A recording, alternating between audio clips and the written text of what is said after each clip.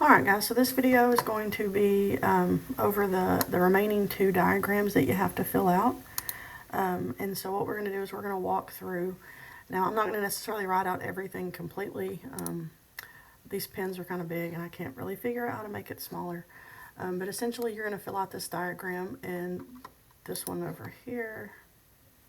For some reason I can't scroll. And so these are going to be your final two diagrams. You will not have a word bank for these. Okay, you actually have to understand the process. It's not just memorization. If you understand it, it's much easier. Okay, I mean, you could just try to memorize, but I will tell you that the more you know, the better off you will be. Okay, and so I really like this one because it shows an overall understanding of the process. Okay, so we're going to start up here at the top, and we have 4 stages that we're going to be looking at. Okay, and that's what's going over here. Notice you have to put their location as well. And so we're going to start up here at the top, and the first process was glycolysis. Okay, I'm not going to write out the whole thing just for space purposes, but glycolysis is the first stage. And this particular process happened in the cytosol. Remember that this was not this was a process that did not require oxygen. Okay, now in glycolysis we started with glucose, and so as I mentioned in the notes, if you kind of know what we begin and end with, it makes your life much easier. Okay, and in the process of glycolysis, glucose was converted into 2 pyruvates. So remember, we had a 6-carbon glucose, and glucose was broken down into 2 pyruvates. If you have your notes there with you, you should be able to look at those for spelling purposes.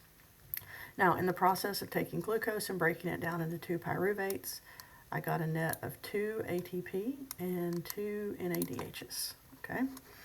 Now, moving down, these pyruvates are going to be oxidized, and so this next stage is the oxidation of pyruvate.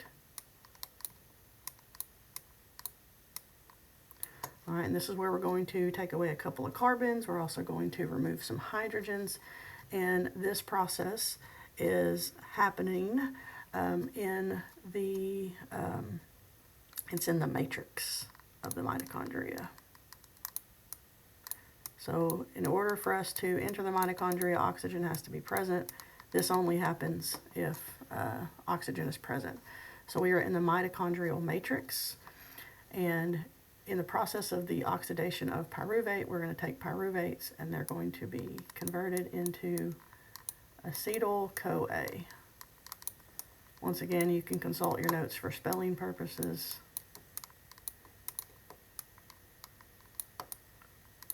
All right, so this was a 3-carbon compound. These are 2-carbon compounds. So for each one, I'm going to lose 1 carbon dioxide.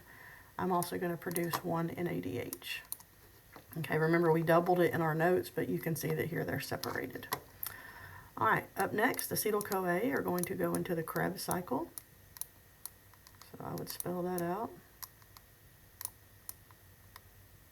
Sorry for the bad writing.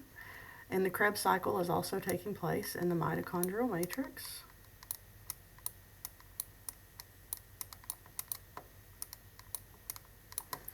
All right, so here what we're doing is we're completely breaking down this acetyl-CoA completely. Okay, so it was a 2-carbon compound. We are going to be losing both of those carbons in the form of CO2. So there's the rest of my carbons. So I lost 2 up here. I'm losing 4 down here. So my 6-carbon glucose is now completely destroyed. And from this process, I'm getting 3 NADHs. I'm getting 1 FADH2 from each one. And I'm getting 1 ATP from each cycle for a total of 2. Okay. Now, when we come down to the bottom, this is where we're going to have the ETC. Technically, it's the ETC in chemiosmosis, but it's fine just to put the ETC, the electron transport chain. And this is happening in the inner membrane, or if you wanted to put the cristae, that would be fine as well. Remember that these proteins are in that membrane.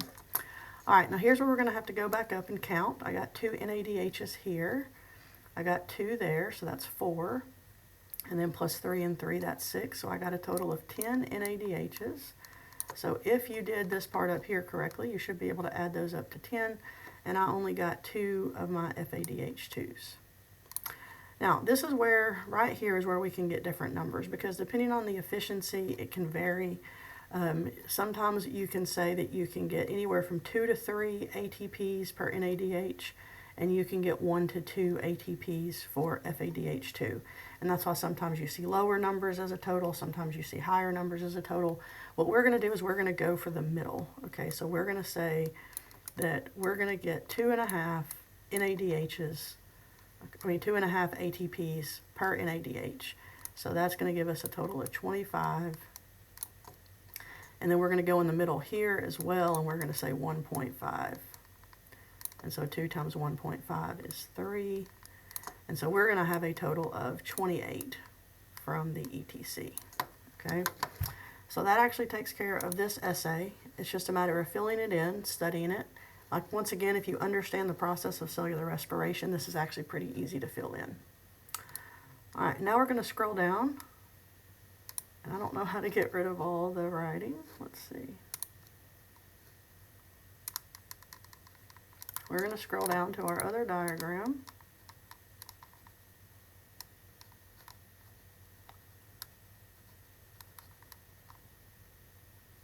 Sorry guys, this is a tool with the video, and I've never really used it before. So we are going to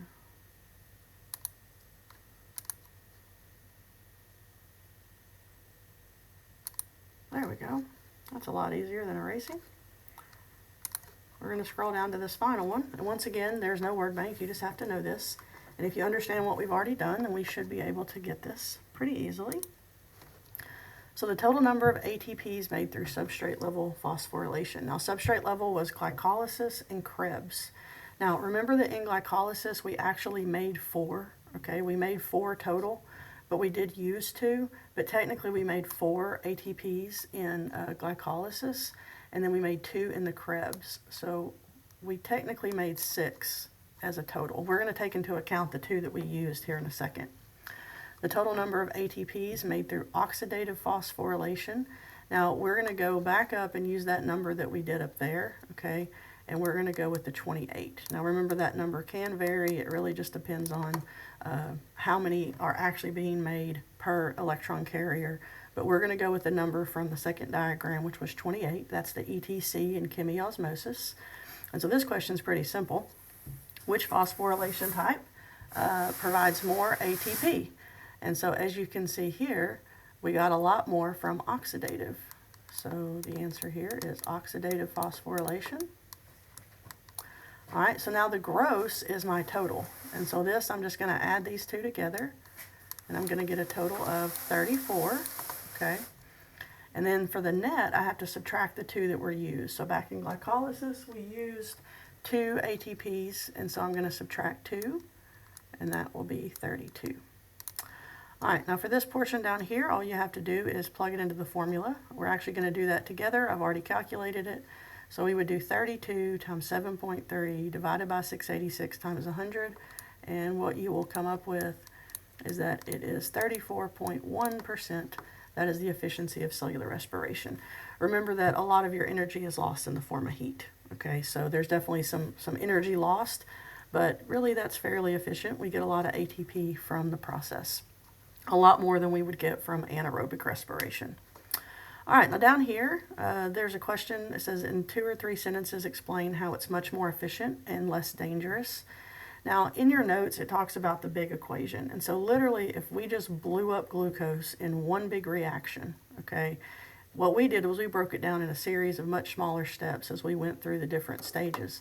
But if we were to literally just combust glucose, okay, what would happen is essentially we might get some energy out of it, but most of it would be lost as heat. So you could probably word that a little bit better, okay, but you do need to talk about how that by burning it in smaller steps, we're able to get energy in small amounts. If we were to break it in one big explosion, then what would happen is most of the energy would be wasted in the form of heat, and we wouldn't get a lot of ATP energy out of it, okay? So just be prepared for that, something along those lines. And that is going to finish up our diagrams. So you will, on your test, don't pay attention to the point values you see here. They will be different on your test. And these diagrams are only on the test, not on the quiz. Okay, the quiz over cellular respiration is just over the notes. You need to know big ideas, what's going in, what's coming out, what are the processes. And so for quiz purposes, you just need to study the cellular respiration notes, okay? These diagrams will be on the test over the whole unit, which will be cellular respiration and photosynthesis. All right, I hope this makes sense, and hopefully you can watch this video again if you need to, and I hope you guys have a great day.